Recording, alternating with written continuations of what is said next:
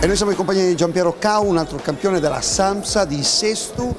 Quando sei stato campione? Allora, io sono stato campione nel 2009 ad Ancona 2009, in effetti ho fatto la finale con un fortissimo giocatore d'altronda che si chiama Luca Viscusi, che ha vinto l'altro ieri il titolo mondiale. Hai capito? Il titolo mondiale, e io l'ho battuto in finale acquistando, diciamo, il titolo italiano a Pescara proprio. Insomma, un bel orgoglio, dai. Sì, indubbiamente, soprattutto per me, oggettivamente parlando, perché ero da tanto tempo che non giocavo, ero 15 anni fuori, ho ripreso a giocare, a incespicare, anche perché sai, ritornare nel giro dei grossi non è facile. Non è facile. Non è facile. E poi dobbiamo dire una cosa importante, sì, che c'è una grande preparazione anche atletica, allora, perché non dobbiamo confondere quelli che sono gli amatori, ecco, con quelli che lo fanno, sì, a livello sì, agonistico. Ecco, sì.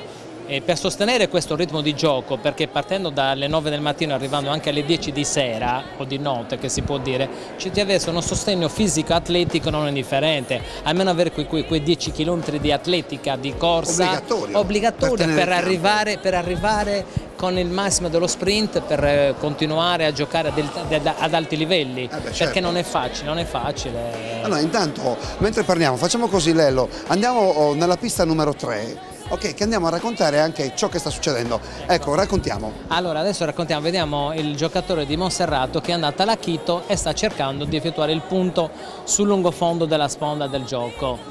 In questo momento lui ha dato la Quito e è andato a imbattere contro una boccia. C'è un regolamento da rimettere a posto, addirittura da annullare la boccia, perché superato quei 70 cm c'è un fallo da parte del giocatore e va annullata la boccia, infatti l'arbitro toglie fuori la boccia.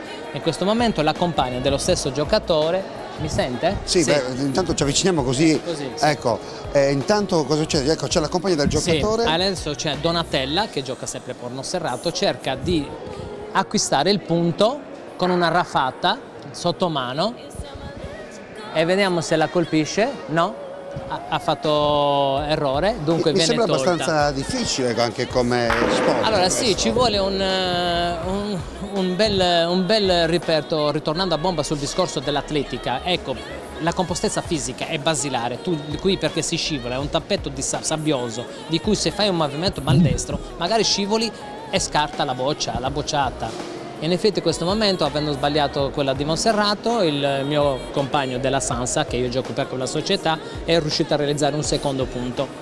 Quindi Buono, sì, si acquisiscono punti. La partita va condotta ai punti 12, chi arriva prima ai 12 punti vince la partita in sé.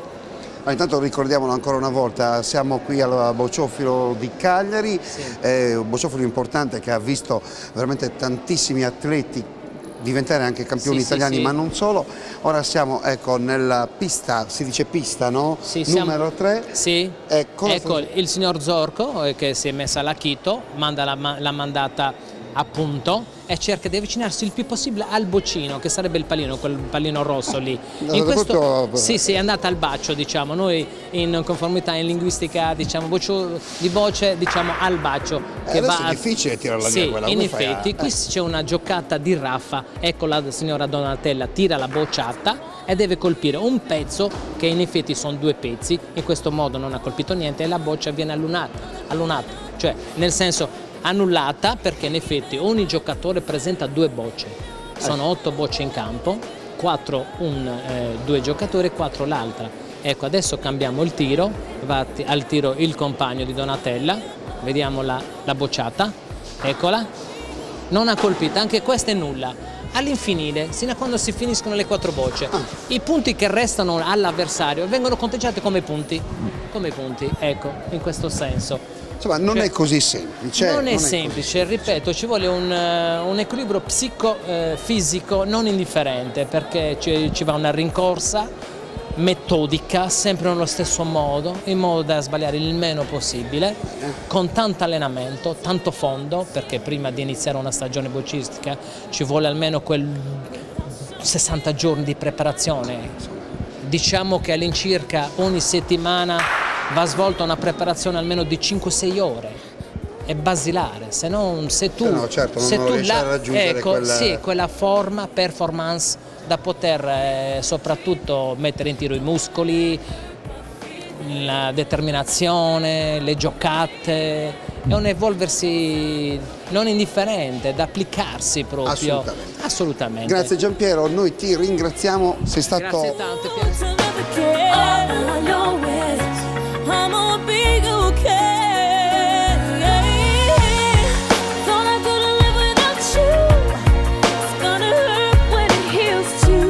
E noi siamo in compagnia con il presidente e la vicepresidente di questo bocciofilo di Cagliari, siamo con Giancarlo Congiu. Oltre 180 iscritti, no? Sì, siamo su quella media lì, in effetti è un tipo di soci che va e viene, però stiamo sempre in crescendo, sempre in aumento. Ho visto che ci sono anche molti giovani. Molti giovani e soprattutto molte signore che hanno questa passione per le bocce. Questo è un circolo bocciofilo dove veramente c'è una grande famiglia, perché si ritrovano tutti, i giovani, meno giovani, le signore soprattutto, che si cimentano con questo gioco qui, che qualcuno pensava che fosse veramente il gioco dei vecchi, delle bettole, ma non è assolutamente così. I veri giocatori sono veramente i giovani. Noi per esempio qui abbiamo avuto anche dei campioni italiani, l'anno scorso hanno vinto la Terna, il titolo italiano di Terna. Io la sposto ogni tanto perché così andiamo il titolo italiano di Terna è stato vinto dalla nostra società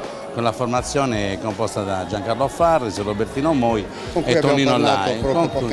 Ah sì, è bravissimo. E poi qui, ripeto, ecco i giovani che vanno avanti, perché in questo momento sta giocando, ho visto il campione italiano attuale del 2010, non è nel nostro circolo, speriamo che in un prossimo futuro diventi il nostro circolo. Lo speriamo. Perché qui come vivaio insomma va bene. Lei ha parlato di signore, di donne che vengono qui all'interno del bocciofilo, c'è la vicepresidente che è Anna Lai. Anna Lai. Ma insomma le donne, questo è... Sì, fanno avanti anche le donne, vincono anche le donne, ma io non voglio parlare di bocce, ma voglio mandare un messaggio ai nostri politici. Sulla Camera di I nostri politici sono poco presenti. Ma come mai? Ma noi gli facciamo gli inviti quando ci sono le gare importanti, non se ne vede qualcuno, ma soprattutto vorrei che fossero presenti per quando fanno il bilancio, soprattutto associato allo sport, che ci ricordino, perché qui abbiamo tanti giovani dove noi diamo le divise gratis, i campi gratis, quindi abbiamo delle spese non indifferenti. Per cui vorrei proprio che ci pensassero, perché il circolo bocciofilo Cagliari è giovane, giovani in questo circolo perché è nuovo, però è vecchio di 60 anni come società, e quindi vorrei ricordarli, di ricordarci quando fanno il bilancio. Questa è la cosa più importante, perché poi lo sport è importante. E come? Ma soprattutto che raccogliamo i giovani e quindi ci devono guardare con un briciolo di attenzione. Lo speriamo di tutto cuore, vi faccio i complimenti per ciò che state facendo, insomma dal Circolo Bocciofilo di Cagliari è tutto, l'appuntamento alla prossima, verremo ancora a trovarvi, viva questo sport. Noi vi invitiamo per la gara nazionale che è molto molto bella, il 1° maggio, vi aspettiamo. 1° maggio, gara nazionale, speriamo che i sardi ci facciano avanti. Grazie a voi. Arrivederci.